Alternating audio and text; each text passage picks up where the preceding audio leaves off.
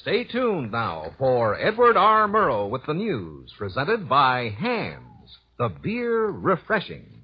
Hamm's is the beer that looks refreshing. Network radio opened the fall of 1951, fresh off its third consecutive season with plummeting ratings. Only Mutual Broadcasting had no foothold in TV. The other three networks were trying to make sense of their remaining radio advertising and audience, while debuting TV features. Unsure of what sponsors would remain loyal to their radio side of business, they commissioned studies on the continuing potential of radio advertising. No study was needed to understand that TV was taking listeners and converting them into viewers, especially in urban and suburban areas. Good evening. The big news tonight is, of course, in Britain, where returns are now coming in on the British national elections. Edward R. Murrow is standing by in London to bring you his report on this day's voting. We take you now direct to London and Edward R. Murrow. This is London. The polls closed in Britain's national election about 4 hours ago. Here is the way the parties stand at the moment. We have 100 results out of 625.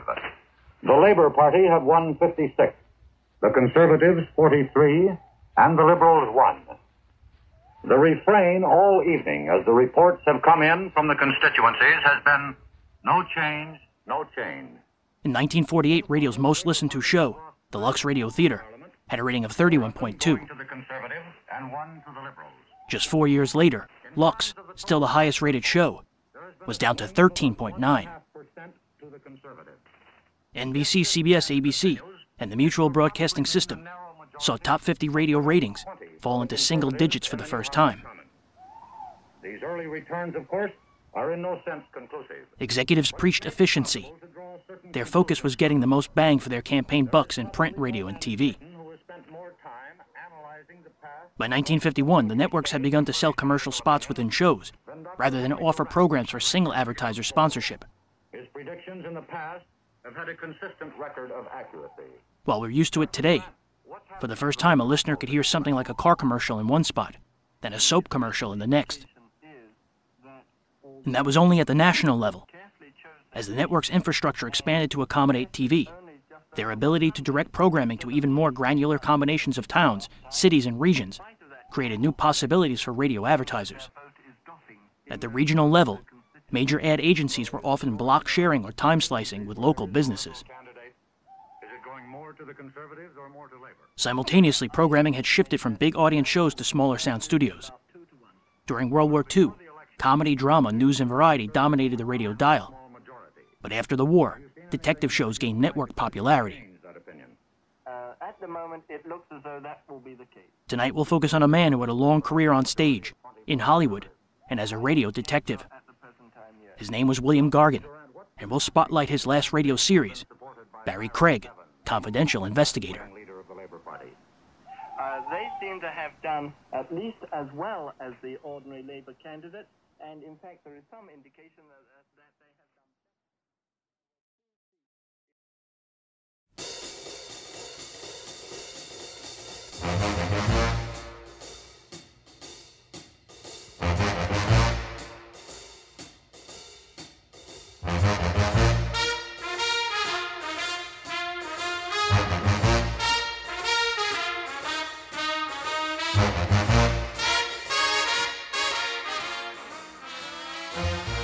Welcome to Breaking Walls, episode 142. My name is James Scully. Tonight on Breaking Walls, we feature one of Brooklyn's native sons, Bill Gargan, who made more than 60 films and good money on radio in the 1950s. If this is your first time listening to Breaking Walls, welcome to the show. You can find this series on every podcasting platform and at thewallbreakers.com. Our opening song is The Man with the Golden Arm by Elmer Bernstein. It's the title track from an incredible film of the same name, and a fitting riff for the detective genre.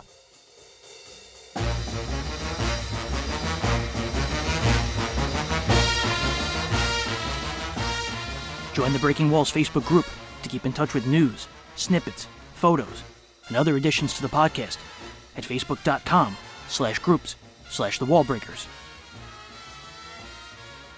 And the first 8 chapters of Burning Gotham are out everywhere you can get a podcast and at burninggotham.com. It was a 2022 official Tribeca Film Festival audio selection. You can also support these shows for as little as $1 per month at patreon.com/thewallbreakers.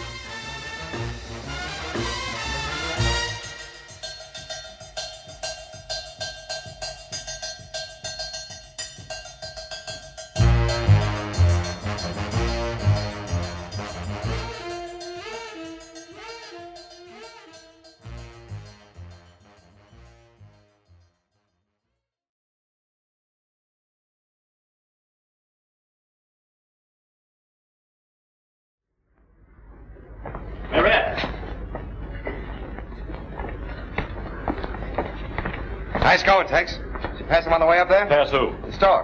Why don't you quit your kidding me? Lieutenant Jones? Radiogram, sir.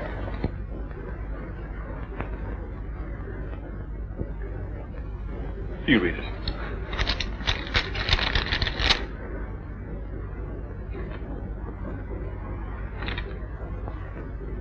£8.5 boy.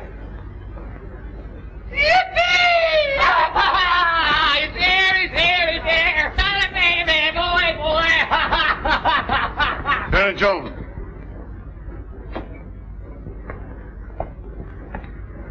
May I inquire the cause of these acrobatics? I'm sorry, sir. Answer my question, Lieutenant. Perhaps this will explain, sir.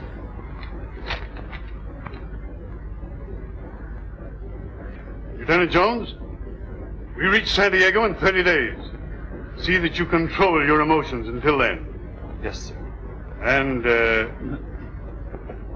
congratulations. Thank you, sir.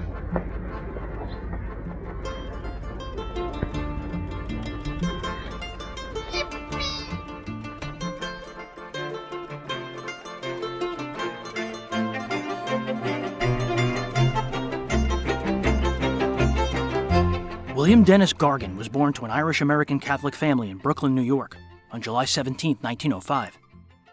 His parents, Bill and Irene, had 7 children, but only Bill and his brother Ed survived infancy. Ed was 4 years older than Bill. The pair were close. Bill's mother had been a teacher, but his father was a bookmaker and gambler, which didn't sit well with Irene's parents. Gargan's dad made book in the copy room at the New York World and in room 9 of City Hall. The 4-story brownstone they lived in at 427 Henry Street in Brooklyn Heights was won in a poker game. Today, PS-29 stands on the site. Bill got his first silent movie job at age 7 for Vitagraph Studios. He was paid $3.85. That's roughly $120 today. It portended things to come. By 10, Bill was hanging out at his father's bar in Sunset Park, Brooklyn. Both parents had good senses of humor. Gargan later said that his mother was more straight-laced, a bit of a prude on the surface, but in reality she ran with his dad all her life and his. He grew up going to Seagate in the summer and fighting for the Irish kids from Bay Ridge against the Italian kids in empty lots. He played baseball and basketball for St. Francis Xavier Grade School and St. James High. And he ditched school in the spring to scale the Ebbets Field wall to watch the Dodgers and their stars of the 1910s. When he was 14 and working as an ice brusher at the Prospect Park skating rink, Gargan met a girl named Mary Elizabeth Kenny. He was so taken by her that he used his broom to knock her down. Gargan later recalled that she got up, her eyes spitting fire, and her mouth not doing badly either. I knew I was in love. They hung out at Feltman's in Coney Island, at Lundy's in Sheepshead Bay, or at Lowe's Metropolitan and Keith's Prospect. They were later married on January 19, 1928 in Baltimore. Gargan loved the theater. By high school, he was playing in school productions of Hamlet, Macbeth, and Romeo and Juliet. However, a teacher who'd been out to get Bill for his comedic behavior made life so miserable during Bill's senior year that he dropped out. Gargan became a message runner for a Broad Street brokerage firm, then a cop for a clothing store, then one for a Wall Street agency, until he was fired for losing a tail. He sold Wesson oil to grocers, sneaking away to watch plays. One day the lights went up, and Bill noticed his boss was sitting next to him. "Good show," Gargan said. "You're fired," said his boss. Bill's brother Ed was an actor. While having lunch one day with Ed, a man named Leroy Clemens mentioned to Bill that a play he'd written was having tryouts. Bill read a line and was hired, beginning his career in Aloma of the South Seas. They opened in Baltimore in 1924. Gargan was a quick study, learning everyone's parts as well as the stage managers. Within a year, he was directing the Philadelphia production of the play. Aloma of the South Seas ran for 40 weeks. Growing up with one foot on the streets helped. Gargan recalled that years later he was playing in Chicago when a man tried to shake him down for a protection racket. Bill refused. A few weeks later he was out drinking when someone slipped him a Mickey and stole his wallet. The next week the same man was at the theater saying, "I told you needed protection." So Bill called his father. Then Bill got a phone call. He was ushered to a top-floor suite at the Lexington Hotel. Al Capone sat behind a desk. Capone said the guy wasn't one of his own, and asked Gargan to point the man out the next time Bill saw him at the theater. Soon Bill was called to meet with Capone again. Capone had Bill's wallet and money. No one ever shook Bill down again. Gargan spent the next years playing all over the country with people like George Jessel and Richard Bennett. Jessel would be godfather to Bill's first son, Bill Jr., affectionately known as Barrie. Barrie was born on February 25, 1929. After the stock market crashed, Bill got a short-term job on stage in New York, where he met William Bendix. Soon a casting director at Paramount called, and after that, Leslie Howard cast Bill in a play. Bill later said that Leslie helped make him a star.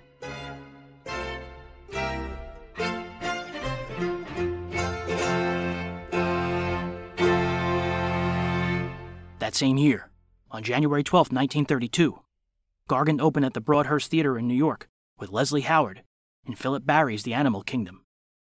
Even with the Depression, it was a smash hit. Simultaneously, Gargan filmed His Woman for Paramount in Queens with Claudette Colbert and Gary Cooper. His success led MGM to call. They offered him the part of Sergeant O'Hara in the 1932 feature Rain, starring Joan Crawford and Walter Houston. He'd be paid $1,500 per week. That's over $33 grand today. Bill bought out his contract with the Animal Kingdom, playing on May 2nd for the last time. The next morning, Bill, Mary, and young Barrie left for Hollywood.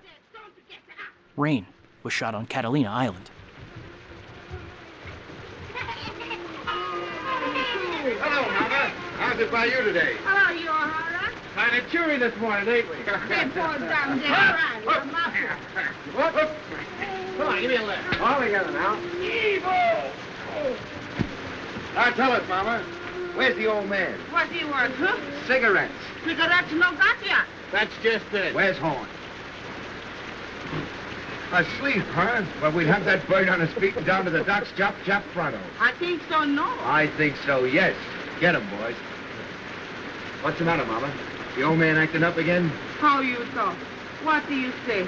My husband is a very good man. What's all this? What's all this? Relax. Where am I? Home. To be sure. The Orduna's in, Joe. Well, what of it? No calico, no sardine, no peaches, no corned beef. And no cigarettes. On your feet, mate. Fall in. Wait! Much too early in the morning for life's burden. Right your chin. Oh, well, if I must, I must.